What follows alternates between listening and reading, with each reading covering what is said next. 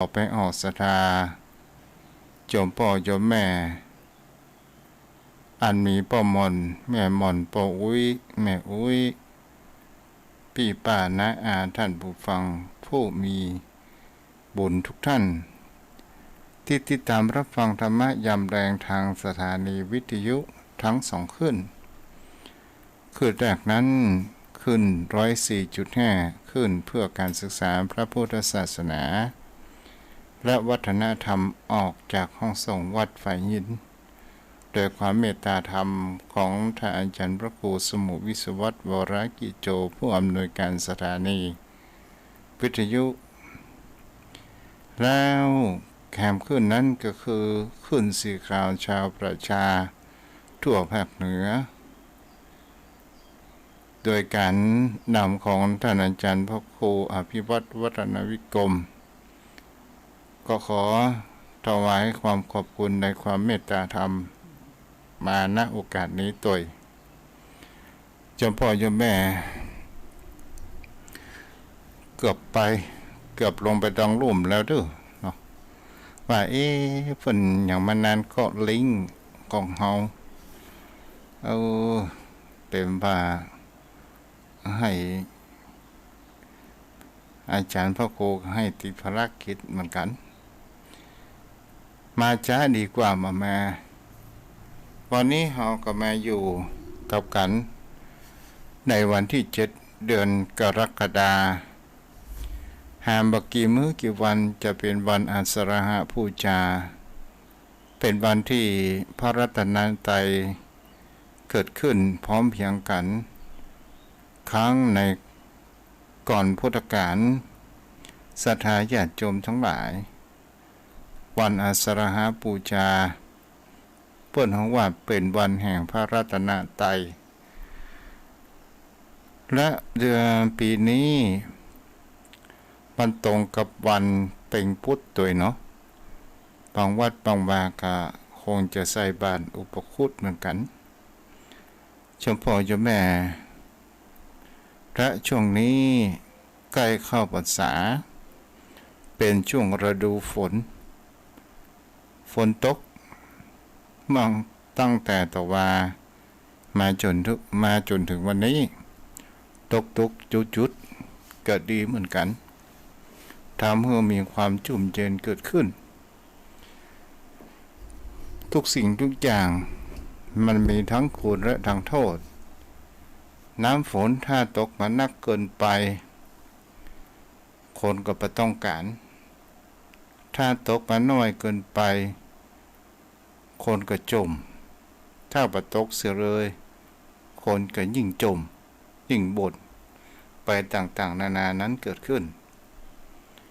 จะเอายังมาแน่มานอนกับชีวิตของผู้คนเฮามันมีความแตกต่างกันไปหลายความคิดหลายความคิดเห็นวันนี้ตัวเจ้าก็จะมาเกี่ยวธรรมะบ้านที่กับโยมพ่อโยมแม่ในยามเย็นยามแรงที่รับฟังกันอยู่ศรัทธาญาติโยมพ่อโยมแม่คำคงครูบาอาจารย์ได้ฟังเป็นคำสอนให้ทุกเจ้าฟังว่าเห็นเขาเป็นอย่างนั้นแต่เราอย่าเป็นอย่างเขาบางสิ่งบางอย่างผู้คนเฮาหันอย่างว่าหันบุคคลคนนั้นเป็นคนมาเอาท่านเป็นคนมาเอาแก๊สอย่างสักอย่างเป็นคนที่บอกว่าเนี่ยเวิร์กเนี่ยกันเอาแต่กินเหล้าเช้าเย็นเช้าแรงถ้าเอาหันประการเช่นนั้นหรือว่าเป็นคนที่ใกล้ครอบครัวของเฮาก็ตามถ้าเอาหันแล้วถ้าเฮาเกิดความเครียดแทนเขาบอกแล้วเขาก็บ่ฟังเขาก็บ่เลิกนี่ก็คือเป็นสิ่งที่ผู้คนเฮานั้นเฮาพอไปแล้วมันเป็นเรื่องของส่วนตัวของภายของมันกรรมมุนาวัตติโลโกสัตว์โลกย่อมเป็นไปตามกรรมแต่บางสิ่งบางอย่างผู้คนเฮานั้นชอบ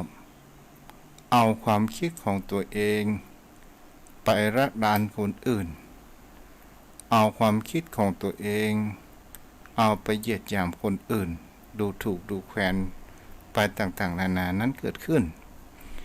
ถามว่าเป็นสิ่งที่ควรทำหรือไม่ว่าควรที่จะท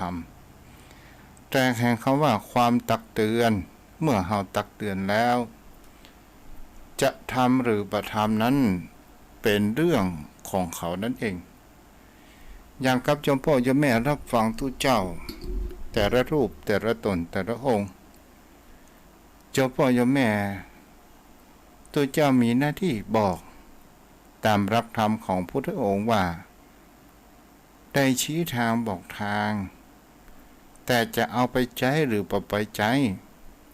มันก็ขึ้นคืออยู่กับโยมพ่อโยมแม่ท่านผู้ฟังทุกคนและก็เป็นสิ่งที่ผู้คนเฮาทั้งหลายบางครั้งบางคราวถ้าเฮาเกิดเหตุการณ์ในเรื่องแห่งความว่าบุคคลที่มีความต่อต้านบุคคลที่มายอมรับความคิดของคนอื่นเป็นบุคคลที่มีคำว่าน้ำล้นแก้วถ้าเป็นประการเช่นนี้เนี่ยโยมพ่อโยมแม่เราจะทำประการเช่นใดหรือว่าเป็นคนที่อวดหูอวดรกถึงที่แท้กระทำมาได้ถ้าเราเจอเหตุการณ์คนประการเช่นนี้เนี่ยเราจะควรทำอย่างไรบางท่านบางคนก็บอกว่าอุเบกขาค่ะศรัทธาญาติโยมทั้งหลายถ้าว่าอุเบกขาวางจิตใจเป็นกลางๆแล้วเรามาคิดพิเคราะห์ดูบางครั้งเราดูไปแล้วเขานั้นก็เป็นบุคคลที่มีความน่าสงสารเพราะว่าเขานั้นมาหันธรรมมาหันความจริงในสิ่งที่มันเกิดขึ้นมันก็มีหลายสิ่งหลายอย่างต่างๆนานานั้นและก็เป็นสิ่งที่ผู้คนเฮาทั้งหลายแห่งประการหนึ่งความผูกอาฆาตพยาบาทการปองร้ายต่างๆนานาที่พวกเราว่าเป็นกู้เวรกู้กรรมหรือว่าเป็นสิ่งที่ผู้คนเฮาทั้งหลายถ้าบางครั้งบางคราวลูกเต้าที่เกิดมาในชาตินี้มาค้ำพ่อค้ำแม่อาจจะเป็นเจ้ากรรมในเวรตนตัวของเฮานั้นก็ได้หรือบางครั้งบางคราวพ่อแม่รักลูกบ่เสมอกันแต่เอาใจลูกแห่งคนหนึ่งแล้วก็เพิ่นเฮาว่าใจบุคคลคนลูกเก่านั้นมากเกินไปและเอามาเอาใส่ใจนี่ก็เพิ่นเฮาว่ามันเหมือนกับว่ากู้เวรกู้กรรมและก็เป็นสิ่งที่ผู้คนเฮาทั้งหลายเฮาก็ลองมาตึกตองว่าสิ่งที่บนโลกใบนี้เนี่ยมันมีแทบบนกันทุกคนแม้ตัวขององค์สมเด็จพระสัมมาสัมพุทธเจ้าพระพุทธองค์นั้นก็ยังมีก็คือพระเทวทัตนั่นเองเจ้าพ่อเจ้าแม่เฮาก็ลองมาตึกตองและศึกษาไปว่าฉะนั้นเนี่ยเฮาจะทำอะไรอย่างก็ตามมันก็จะต้องมีปัญหาและอุปสรรคมันก็จะต้องมีคนที่ชอบและไม่ชอบซึ่งมันเป็นสิ่งที่ธรรมดาและสิ่งใดเล่าที่เราจะควรทำคนเฮานั้นบ่สามารถที่จะห้ามนินทาได้และมาห้ามให้เขากล่าวตูว่ากล่าวอะไรอย่างต่างๆนานานั้นเกิดขึ้นได้ถ้าว่าเฮาได้ยินได้ฟังก็ตามถ้าเฮาเอาจิตใจของเฮานั้นไปวิ่งจับเสียงเหล่านั้นและเฮาเอามาปรุงแต่งมันก็จะก่อให้เกิดแห่งเขาว่าหมองหวั่นใจงุดงิดอยากจะด่าอยากจะว่าอยากจะตีจะต่อยก็ว่ากันไป และก็เป็นสิ่งที่ผู้คนเฮาทั้งหลายผลของมันก็จะได้เกิดขึ้นมาอย่างกับข่าวในทีวีศรัทธาญาติโยมพ่อโยมแม่วัยรุ่นที่เรียนหนังสือเปิ้นฮ้องว่าเรียนหนังสืออุดมศึกษาและก็มีละอ่อนนั่งกินลูกชิ้นอยู่2 คนเป็นเจ้าประจำในการเลิกเรียนกันมานั่งกินลูกชิ้นหั่นบังเอิญศรัทธาญาติโยมทั้งหลายและก็มีนักเรียนแห่งกลุ่มหนึ่งก็เรียนโรงเรียนอยู่เดียวกันแต่บังเอิญพ่อใจผู้คนนั้นไปพ่อแน่แล้วพ่อใจเราอ่อนที่นั่งกินลูกชิ้นนั้นก็ได้ถามว่าพ่อใจที่เตียวตอนพ่อใจที่เตียวมาถามว่าพ่อหน้าอย่างแล้วก็เราอ่อนพ่อใจนั่งกินลูกชิ้นก็พ่อก่อนนี้อย่างเอาไปเอามาอู้จากันหมู่เรื่องก็เงื้อดคุยใส่กันศรัทธาญาติโยมทั้งหลายสุดท้ายตัวเองปอแปะก็ได้จกอาวุธมาเพ่นทั้งปืนทั้งมีดฟันฝ่ากันกับเพียงแค่คำว่ามองหน้าขันนั่นเองแล้วเป็นสิ่งที่ผู้คนเฮาทั้งหลายจะเห็นได้ว่านี่แหละถ้าเฮามาวิเคราะห์เห็นว่าถ้าว่าพอใจนั่งกินลูกชิ้นว่าต่อเถียงเกิดขึ้นมามันก็คงจะมีความสงบนั้นเกิดขึ้นอันนี้เฮานั้นไปเกื้อกับคนพาลคนอันธพาลต่างๆมันก็เลยเกิดเหตุการณ์ได้รับความบาดเจ็บจนขั้นถึงสาหัสสุดท้ายศรัทธาญาติโยมทั้งหลายนักเลงอันธพาลเหล่านั้น เขาก็จะต้องได้รับโทษด้วยความคึกขนองและก็ต้องติดคุกติดตารางกันไปนี่แหละเป็นสิ่งที่เราจะเห็นได้ว่าผลของมันนั่นเองผลแห่งความโกรธผลแห่งการที่เราได้ยินได้ฟังบุคคลที่เราควรนินทาถ้าเขาอู้ไปแห่งประการหนึ่งเขาจะเล่าขวัญนินทาว่าอย่างใดเขาก็ตามแต่เขาบ่ได้ยิน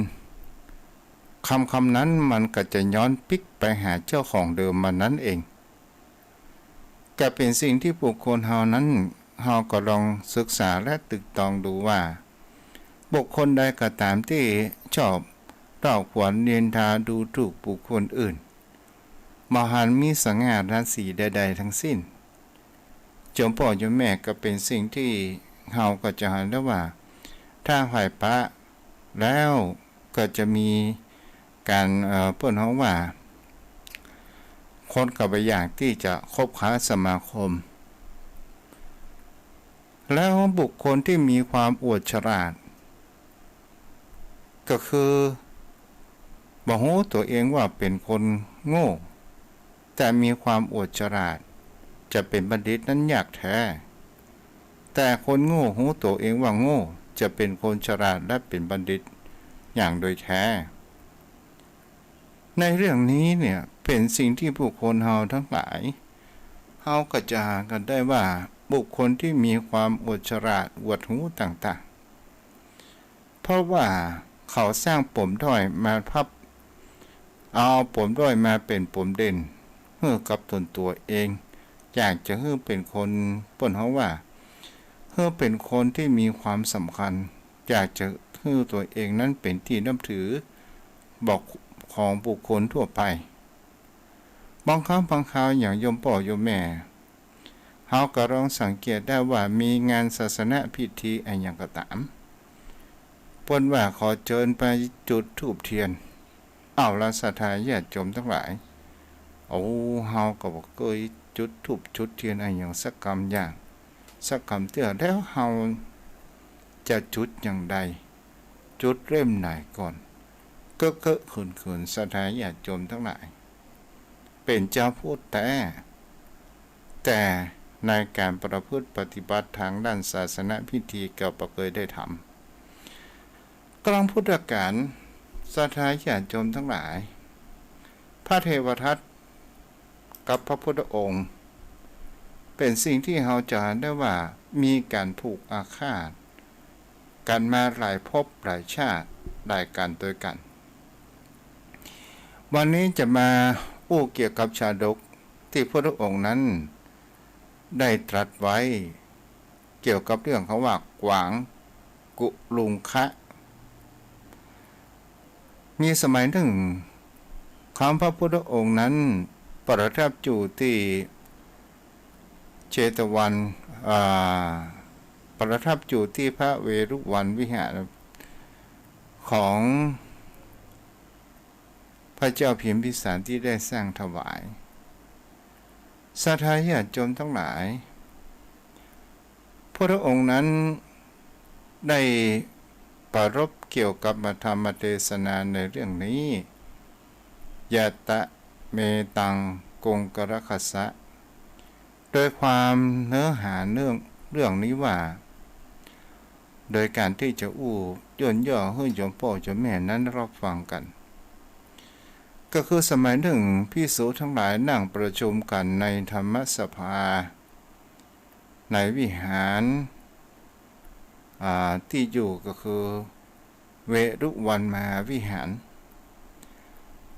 ศรัทธาญาติโยมทั้งหลายภิกษุทั้งหลายเหล่านั้นก็ปรารภถึงพระว่าเทวทัตนี้พระเทวทัตนี้เป็นผู้ประกอบไปจ้างคนขมังธนูยิงพระพุทธองค์ก็บ่สำเร็จกิ่งศิราปล่อยช้างก็บ่สำเร็จเพื่อที่จะปรงพระชนของพระพุทธองค์จะปรงพระชนของพระตถาคตด้วยความตะเกียกตะกายเพื่อที่จะปรงพระชนเพื่อที่จะตัวเองนั้นจะขึ้นมาปกครองคณะสงฆ์ครั้งในพุทธกาลนั่นเองศรัทธาญาติโยมทั้งหลายเมื่อพระพุทธองค์ได้เสด็จมาถึงในที่หมู่พระภิกษุสงฆ์ก็ได้ประทับนั่งที่อาสนะที่หมู่พระภิกษุสงฆ์สาวกได้จัดไว้ภิกษุทั้งหลายก็ได้นิ่งถามและพระองค์นั้นได้ตรัสถามว่าเธอทั้งหลายกำลังสนทนาธรรมอย่างกันอยู่หมู่พระภิกษุทั้งหลายก็ได้ว่าเกี่ยวกับเรื่องพระเทวทัตเป็นเจ้าค่ะเพราะว่าพระเทวทัตนี้มีความมุ่งมั่นที่จะปนของว่าจะปรงพระชนของพระตถาคตขึ้นได้แต่มันมีความสำเร็จเกิดขึ้นศรัทธาญาติโยมทั้งหลายพระองค์นั้นก็บอกว่าบ่ใจกันนี้ต้องอันที่เทวทัตได้ทำกับเราฉันนี้อย่างนี้แม้ครั้งในอดีตชาติในสมัยก่อนนู้นกลับมามีความสำเร็จเกิดขึ้นหมู่พระภิกษุสงฆ์ทั้งหลายก็ขอพระองค์นั้นได้ตรัสปรารภเกี่ยวกับเรื่องในอดีตชาติของพระองค์พระองค์นั้นก็ได้ยกอาติเตกะเลในการอันล่วงไปแล้วว่าพระเจ้าพรหมทัตเมื่อของนครพาราณสีเกิดขึ้นบังเอิญพระโพธิสัตว์นั้นเกิดเป็นกวางกำลังกินผลเพิ่นเฮาว่ากินผลไม้บ้านเฮากินผลไม้ต่างๆที่ในป่าบังเอิญวันนั้นก็ไปกินผลไม้มะม่วงศรัทธาญาติโยมทั้งหลายเฮาก็นึกว่ามะม่วงนี่เป็นภาษาเมืองเป็นภาษากลางมะรื่นศรัทธาญาติโยมทั้งหลายที่เฮากินตั้งนายมันผลของมันนั้นเป็นหมู่กวางหมู่สัตว์ต่างๆนานาที่กินพืชก็ได้ไปกินผลไม้ และบังเอิญนั้นก็มีนายพรานศรัทธาญาติโยมทั้งหลายหมู่นายพรานทั้งหลายเนี่ยก็ชอบไปล่าเนื้อโดยการที่แปลงแห้งจู่บนต้นไม้เพื่อที่เวลาเนื้อนั้นมากินผลไม้ต่างๆจะเอาหอกแหลมคมนั้นขว้างปักเนื้อกระดำรงชีพโดยการเอาเนื้อหมูกวางหมูเก้งหมูกวางเอาไปขายดำรงชีวิตศรัทธาญาติโยมทั้งหลายเมื่อพระโพธิสัตว์เปิดเป็นกวางนายพรานที่เปิดห้องว่านายพรานก็มีความช่ำชองเกี่ยวกับการล่าสัตว์ก็ได้รู้ว่ารอยเท้านี้มีสัตว์หรือไม่ในต้นนี้ก็ได้ไปพบไปเจอว่ามีรอยเท้ากวางศรัทธาญาติโยมทั้งหลายกวางโพธิสัตว์นี้บังเอิญก็ได้หันว่าแงนคอเห็นหน้าพ่อการว่ามีแห้งที่หมู่ในพานนั้นเขาจังไล่ล่าเนื้อเกิดขึ้นโดยมีผลไม้ก็คือผลมะลื่นหรือว่ามะมื่นที่บ้านเฮาฮ้องกันแล้วก็หันแล้วก็เลยมีการแป่งแห้งหรือว่าแป่งแค่ไม้อยู่บนต้นไม้เพื่อที่จะพกดูสัตว์ต่างๆศรัทธาญาติโยมทั้งหลายเมื่อกวางพระโพธิสัตว์นั้นหันแล้วว่าลูกมะรื่นหรือว่ามะมื่นนั้นผลไม้ตกลงมาก็เลยมีคำว่าได้กินแล้วแห่งวันหนึ่งนั้นบังเอิญในพานหันแล้วว่าโอ้หันขี้กวางมีมากหลายก็เลยขึ้นจู่กองมะมื่นแล้วก็ได้หันว่ากวางโพธิสัตว์นั้นมาเพื่อที่จะมากินศรัทธาญาติโยมทั้งหลายนายพรานก็ได้เอาลูกมะมื่นนั้นจ้งเพื่อที่จะเฮือกวางโพธิสัตว์นี้เข้ามาใกล้แต่กวางโพธิสัตว์นั้นได้หันว่าอ๋อบนต้นไม้นั้นมีนายพรานอยู่กวางนั้นก็เลยบอกเข้าไปกินผลมะมื่นหรือว่าหน่วยมะมื่นมันอู้ยากแต่หน่วยมะมื่นก็เลยบอกเข้าไปกินเพราะว่าหันนายพรานก็อดใจไว้ได้ก็เลยเอาหอกนั้นเพื่อที่จะปุ่งแต่งยังกวางโพธิสัตว์กวางโพธิสัตว์นั้นจะได้อู้เอ่ยขึ้นมาว่าเจ้าทำเฮาบ่เป็นหยังแต่การกระทำของเจ้าก็ไปตามเวรตามกรรมไปสู่อบายในเรื่องนี้เนี่ยเป็นสิ่งที่จะเห็นได้ว่าการผู้คนเฮาที่เฮาเป็นเจ้าขี้เจ้าแค้นเฮาได้ทำอะไรอย่างก็ตามจมพ่อจมแม่เป็นสิ่งที่ผู้คนเฮานั้นจะเห็นได้ว่าบางครั้งบางคราวมันเป็นสร้างคำว่าเจ้ากรรมนายเวรติดตัวของคนเฮาไปและเฮาบ่สามารถที่จะทำอะไรอย่างได้แม้พุทธองค์ยังเว้นบ่ได้แห่งเขาว่ากรรมเสี้ยวต่างๆนี่แหละบางสิ่งบางอย่างผู้คนเฮานั้นก็คงจะได้หันที่มันสิ่งที่มันเกิดขึ้นในพานที่นั่งห้างนั้นก็คือเกิดมาเป็นพระเทวทัตส่วนกวางในที่นี้ก็คือพระตถาคตก็คือองค์สมเด็จพระสัมมาสัมพุทธเจ้านี้เองเจ้าพ่อโยมแม่ในเรื่องนี้เนี่ยเป็นสิ่งที่ผู้คนเฮาจะหันได้ว่าการที่ผู้คนเฮาบ่มีอโหสิกรรมและบ่มีการให้อภัยซึ่งกันและกันมันก็จะเป็นแห่งคำว่าเจ้ากรรมนายเวรผูกอาฆาตกันไปโดยการที่เฮานั้นบ่รู้ตัวนั่นเองและกันในสิ่งที่เรื่องที่เฮาเป็นทุกข์กัน จะเป็นเรื่องของคนข้างบ้านคนอื่นอย่างก็ตามบางครั้งบางคราวมีบุคคลผู้มาปรึกษาปัญหาหลายสิ่งหลายอย่างบางครั้งบางคราวเฮาแก้บ่ตกและเฮาเอาเก็บมาเป็นกำกึดตนตัวของเฮาก็จะทำให้เฮานั้นได้รับความทุกข์ความบ่สบายใจและก็จะก่อให้เกิดแห่งความเครียดชีวิตของผู้คนเฮานั้นมันจะต้องมีแห่งคำว่าการสนทนาอู้จากันเพื่อเรียกความสบายใจตลอดจนถึงโยมพ่อโยมแม่ที่เฮาบ่มีกู้อู้กู้จาเพื่อไหว้พระสวดมนต์ไหว้พระสวดมนต์จะไปอ้อมแอมโยมพ่อโยมแม่ถ้าอู้เรื่องไหว้พระสวดมนต์คนเฮานี่ก็แปลกอยู่อย่างหนึ่งเฮาเป็นชาวพุทธเหมือนกันทำไมเวลามีงานศาสนพิธีจะขึ้นบ้านใหม่ก็ตามงานศพงานสร้างก็ตามป่นว่าไหว้พระพร้อมกันเด้อนั่งพนมมืออย่ามันมีคำว่าอะระหังสัมมาสัมพุทโธออกจากปากจูในคอบุ่นเวลาอู้จานี่กันเสียงดังเวลาที่จะไหว้พระรับศีลต่างๆอยู่ในคอบางครั้งบางคราวทุกเจ้าได้บอกศีล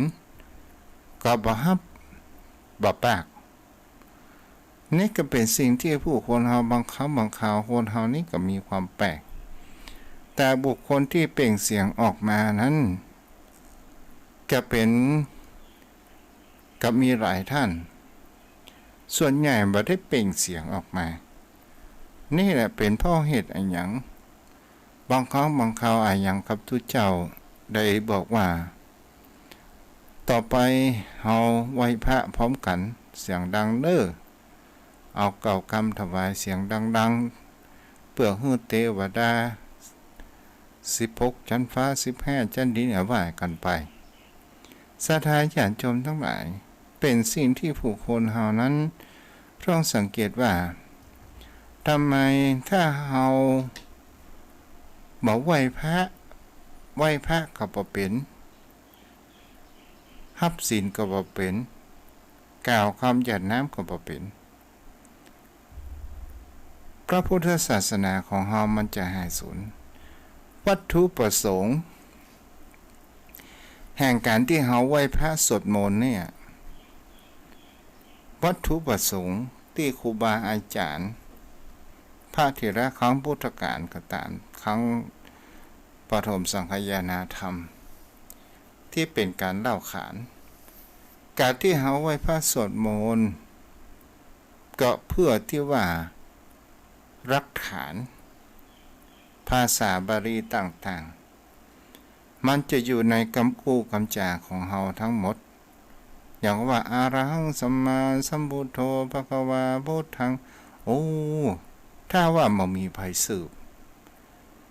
มันก็จะหายไปและพุทธศาสนาของเฮาก็จะหายไปเฮาลองมาสังเกตดูว่าทั้งในกรุงสุโขทัย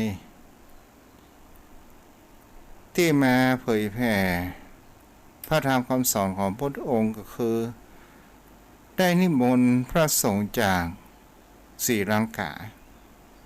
มาเผยแผ่ที่ประเทศไทยที่กรุงสุโขทัยในยุคนั้นสมัยนั้นเรียกว่าลังกาวงศ์ต่อมาศรัทธาญาติโยมทั้งหลาย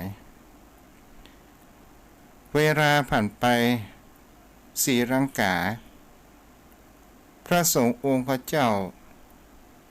หมดเรื่องแล้วทีนี้เนี่ยทางศรีลังกาก็ได้ส่งทูตมาขอพระสงฆ์ในเมืองไทยสมัยนั้นเรียกว่าสยามเพื่อไปเผยแผ่ในศรีลังกาเพื่อเป็นการสืบศาสนาของพระพุทธองค์เรียกว่าสยามวงศ์นิกายสยามวงศ์นี้ยังมีอยู่ในประเทศศรีลังกาอยู่และก็ได้กำอู้กำจากำไหว้พระสวดมนต์สรรเสริญองค์สมเด็จพระสัมมาสัมพุทธเจ้าสรรเสริญนักธรรมคำสอนของพระพุทธองค์และพระสงฆ์สาวก เนี่ยแหละโยมพ่อโยมแม่ถ้าเฮาอ้อมแอมอยู่ในปากในคอใครจะมาสืบแม่ไหว้พระอย่างใดแม่โอ้ยแม่ก็บ่ได้เรียนเฮ้ยไหว้ก็บ่เป็นอะระหังกะอะระหังอ่าแม่ว่าอะระหังแจ๊กให้แม่พุทโธก็แม่ อย่างนี้เป็นต้นนะโยมพ่อโยมแม่ อันนี้ก็เป็นสิ่งที่น่าคิดเนาะเพราะเขาว่าแง่ปากข้อเอาละโยมพ่อโยมแม่ก็เวลาพอสมควรเหมาะสมก็เลยจะไปได้อู้จา อู้จาทักทายกันเด้อเอาละโยมพ่อโยมแม่ที่อยู่ทางบ้านสามารถโทรศัพท์เข้ามาได้เด้อ0631639950ทางเฟซบุ๊กมีไผ่พ่องวันนี้มีแม่อ๋อยอรพินฟังอยู่ด้วยเจ้าเนาะฟังอยู่อ้าวโทรเข้ามาได้06316399500631639950อ้าวไปรับฟังอยู่เจริญพรมาตรการครับตุ๊ครับเอาหลวงพ่อกิจ มันไฟมันไม่ค่อยดีอาจารย์ไปดูผมมันยังไงไม่รู้มันเป็นของทานินนะอ๋อมันคอกแขกมันจะมันดีมันก็หยุดเฉยๆอ่ะมันไปตามสังขารไม่ค่อยดีอ่ะมันไปตามสังขารนะครับ พอเดี๋ยวฟังไม่ค่อยถนัดอ่ะมันยังไงไม่รู้มันเลยไม่รู้ค่อยเลยจะปฏิบัติต่อไม่ได้จ้าไม่เป็นไรเอาอันนี้ก่อนนะครับมาการครับว่าจะสวัสดีครับ0631639950เจริญพรเจ้าพระสาเจ้าอาจารย์โยมาโทรมาจากบ้านห้องเพิ่นนะจ๊ะโอ้บ้านห้องฝนตกป่ะแม่โอ้ตกแต่ตกบันนักอะเมื่อวันค่ำอ้อยที่ซับแม่ก็จ้ะเหมือนกันนะกะเนาะจ้าชัดเจนดีเจ้า91.75ฟังเรียนนี่เจ้าฟังของตองซักเนาะจ้าวัดห้วยตองซักเจ้าวัดห้วยตองซักเจ้าจ้าแม่มีอย่างตู้ของมีอย่างฮะมีอย่างการทำบุญแล้วก็ทำบุญกุศลแล้วก็เจ้าอันทำบุญกันไว้เตอะนะกันมันถึงบ่สิหายจะได้สบายรุ่งเรืองไปหน้าทำบุญกันเตอะบ่ฮาเจ้าข้าพัฒนาติดตัดบ่ได้ขัดสนบ่ได้อันตรายเงินทองสินทรัพย์จังมีทำบุญกันไว้บ่ได้หม่องสีสุขสบายดีจ้านี้นะจ้าหน้าเจ้าสาธุอนุโมทนาจ้าขอกำลังใจนะเจ้าขอให้สาธุโทรมาเด้ออันนี้เครือข่ายของขึ้นสีขาวเนาะ0631639950เพราะนั้นมามีภัยโทรแม่โทรเข้ามาเลย0631639950เจ้ามืดเนาะ วันเวลาสิ่งที่สำคัญที่สุดในชีวิตก็คือเดี๋ยวกันเด้อไปตามใจอย่างแม่เว้ยเจริญพรแม่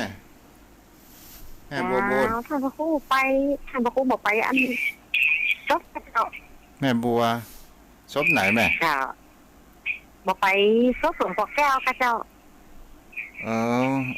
ไม่ได้ไปเจ้าจ้าเป็นว่าทำไปคนถ่ายจะนักเนาะหันเบิ่งประกาศนะเสียหลายจ้า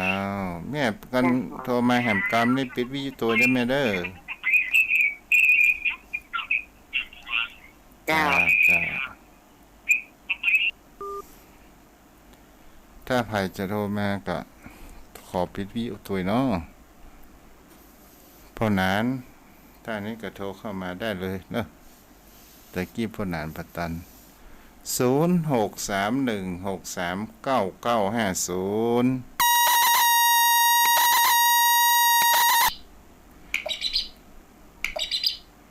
โอ้โทรศัพท์เฮาเป็นหยังบ่เว้ย กราบไหว้สารและเมตตาบารมีธรรมท่านพระคุณเจ้าด้วยความเคารพอย่างสูงครับท่านพระคุณเจ้า จ้า ท่านพระคุณเจ้าการสวดมนต์ภาษาบาลีมันรักษาแบบแผนนะท่านเจ้ามันภาษาบาลีตามที่อันผมเคยได้เรียนมามีความรู้อยู่น้อยหนึ่งนะครับว่า มันเป็นภาษาที่มีแบบแผนมีวจนะมันมีวิพัฒน์มันเป็นภาษาที่บ่ตายนะท่านเจ้าเนาะไม่ใช่อยู่ของมันแบบผิดเพี้ยนไปจากคำภาษาไทยเขาเป็นภาษาตายนะท่านพระคุณเจ้าเหมือนกับว่าคนเฒ่าคนแก่บัดเดี๋ยวเพิ่นบอกค่อยอู้ท่านพระคุณเจ้าถ้าเอาอู้ ถ้าเฮา ภาษาเจ้า ถ้าเฮาจะอู้เรื่องภาษานี่นะ ครับ ภาษาไทยเฮาภาษาพม่าภาษาจีนหมู่นี้มันเป็นภาษากำเดี่ยวกำโดดมามีภาษาวิพัฒน์อย่างภาษาบาลีนี่เป็นภาษาวิพัฒน์อังกฤษมีเป็นภาษาวิพัฒน์เนาะ ครับ เวลาเพิ่นจารึกอย่างเงี้ยคำสวดคำอย่าง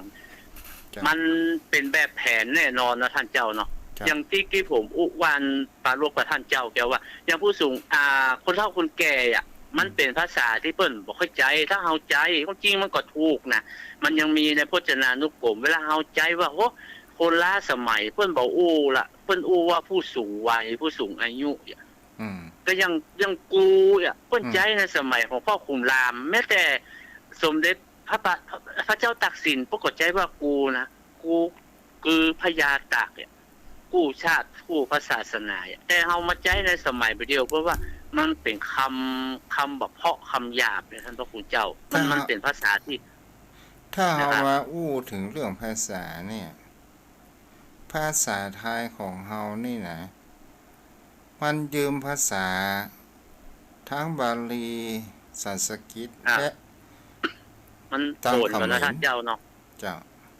อย่างภาษาบาลีอาหารปรากฏใจมาตั้งแต่ไหนแต่เดิมอาหารว่าเรามายังว่าเราทั้งหลายมันกรรมอาราธนาศีลอาราธนาธรรมท่านเจ้า มันบ่เปลี่ยนแปลงมันใจได้ตลอดกาลแต่ภาษาไทยเฮานี่มันเปลี่ยนแปลงมันไปตามยุคตามสมัย แม้แต่กรรมในธรรมท่านเขาที่เปิ้นเขียนเป็นโวหารเป็นกรรมเมืองนะคนรุ่นใหม่ที่ฟังหมูเรื่องเพราะเป็นภาษาที่ตายแล้วที่เปิ้นบ่ใจบ่อู้กันแล้วท่านพระคุณเจ้า มันเลยมันบ่เหมือนบาลีนี่มันคงไว้อรหังสัมมาสัมพุทโธพระควาวัดที่ไหนก็จะต้องว่าอย่างอี้ถ้าว่าอรหังสัมมีสัมพุทธีพระความันก็คือผิดวิภัตผิดวจนะเปิ้น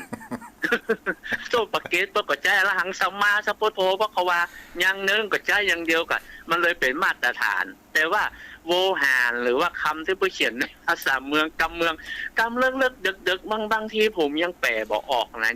ในกำเมืองที่เปิ้นจารึกเป็นตัวเมืองไว้นะมันจะหมายถึงไอ้หยังฮะเนาะเพราะว่ามันเป็นภาษาที่เปิ้นบ่ใจแล้วมันเป็นภาษาที่ตายแล้วท่านพระคุณเจ้า เพราะนั้น ยังครับไหว้สาเจ้า ภาคไหนก็ตาม ครับ มันมีแก่ทางภาคเหนือเชียงใหม่เชียงรายลำปาง ครับ ลำปูนเนาะที่ ครับ แม่ห้องสอนเดี๋ยวที่ใจเขาว่าโวหารเพราะนั้น แต่มันก็ เขา ฟัง บอกว่า ม่วนท่านเจ้า ทำไมเปิ้นถึงใจโวหาร เพราะว่าอันนี้นี่ความเข้าใจผมนะท่านเจ้าท่านอย่างใดหรือท่านเจ้าเสริมเติมเลยเพราะความโง่ผมบอกให้มีนักนะคือคำบาลีเนี่ยเปิ้นอาจจะบ่แตกฉานท่านเจ้า แล้วเปิ้นเลยใจโวหารแตนเอาไว้น่ะกำถวายกำอย่างบางทีมันภาษาบาลีมันเป็นมาตรฐานบางทีเปิ้นบ่ได้เรียนเนี่ยอย่างขอโทษเด้อเปิ้นน้อยพระนานรุ่นเก่าการศึกษาในพระบาลีปริยัติแต่ก่อนมันยังบ่ก้าวไกลมันบ่ก็เจริญมันบ่เดียว ถ้าไปเรียนก็ไปเรียนในเมืองบ้านนอกคอกน้ำก็ใจโวหารเอากล่าวคำถวายก็ใจโวหารผมคิดว่านะท่านเจ้าเสริมเด้อด้วยเหตุอะไรค เพิ่ รับ นว่าภาษาบาลีมันหายไปจากล้านนาในช่วงหนึ่ง อ๋อ แล้วก็ เจ้า มีครูบาอาจารย์ ปิ้นก็จำได้พ้องบ่ได้พ้องที่อย่างที่อย่างตัวว่าไหว้พระสวดมนต์เพื่อที่จะเป็นในการอนาคตทั้งหน้าหรือว่ามันจะเรือนหายไปเอาละสู่เป็นเจ้าผู้ต้องไหว้พระกำลังนั่นว่ะไหว้พระข้าจำบ่ได้เอ้ยเป็นไงเขาว่าพุทโธเนี่ย บางทีมันก็ว่าผิดว่าเพี้ยนแต่ว่าบ่ใช่ว่าโวหามันฟังบ่ม่วนมันก็ฟังม่วนท่านเจ้าแต่ว่ากรรมครับฟังม่วนแต่กรรมที่มันลึกๆดึกๆละอ่อนก็บ่ค่อยเข้าใจเขามาฟังกรรมเมืองเนี่ยเขาบ่เข้าใจเฮ้ยเอาก็เขาก็บ่รู้ว่าใจภาษาธรรมเป็นภาษาหยังภาษาไหนก็เจ้าภาษาธรรมนี่เป็นเรื่องของว่าภาษาหยังภาษาธรรมกับภาษากรรมเมืองมันก็เป็นอันนี้เหมือนกันเนาะเป็นร้อยกลองกันเนาะท่านเจ้าเป็นภาษาดอกไม้ครับมันก็ฟังม่วนนะอย่างเปิ้นห้ามหรือว่าเปิ้นโวหารเวนตาลฟังม่วนถ้าเฮาเคยเรียนเคยฮู้ภาษาอย่างรุ่นใหม่มันฟังบอกบางอย่างมันฟังบ่ออกมันว่ามันแปลอีหยังมันเปิ้นประเทศอีหยังเนี่ยอย่างทำเมืองมาลัยโพธิ์โลกเนี่ยมันก็ฟังม่วนนะบางทีทำมาลัยโพธิ์โลกนั่นท่านเจ้ามันสอนจัดดีไม่ใช่ว่าจะมาสอนในงานศพผมว่ามันน่าจะใจได้ทั่วไปมันเป็นคำสอนจัดดีละอ่อนว่ามันอย่างก็ทำมหาวิบากกันเนาะทำมหาวิบากบางคนก็ว่าทำประหารชีวิตทุกเจ้าไปเตะทำกับลูกหลานทั้งให้ไปต่างๆอย่างกับทุกเจ้าจะกำลับไปฟันคอฟันพระบุรุษว่าอ่านหรอบางคนว่าเอาทำมหาวิบากมาเตะนี่เปิ้นบ่เอามันจะด่าหัวเปิ้นยังหูคิงอยู่เขาแค่หวยเขาบ่ฮู้อยู่ว่าอย่างไรมันเหมือนเปิ้นแจ้งกับเปิ้นตายเขาที่เปิ้นเป็นการแนวอันที่แนวทางท่านเจ้าไว้สาท่านเจ้านะครับการไว้สาด้วยความเคารพอย่างสูงนะครับกำลังจะติดลมเฮ้ยโทรเข้ามาใครมีก็ถ้ามามีก็จะวางแล้วเด้อ0631639950 แต่คืนนี้ปิกมาผัดตันเด้อยมพ่อยมแม่เนาะก็เลยลาไปก่อนก็นึกว่าแม่แต่งเป็นว่าปุ่นแปะดอยปุ่นโอ้ไปยากลำบากบังเอิญคนบ้านนี่เอาผัวปุ้นเนาะแล้วเขาบรรยากาศนี่ละอ่อนอยู่รถโจรพ่อโจแม่เนาะบรรยากาศเทศบาลเมืองแม่โจ้เนี่ยใครจะโทรมาวันพุธเขาก็ไม่อยู่กันวันพุธก็อยู่กันเถอะพ่อโจแม่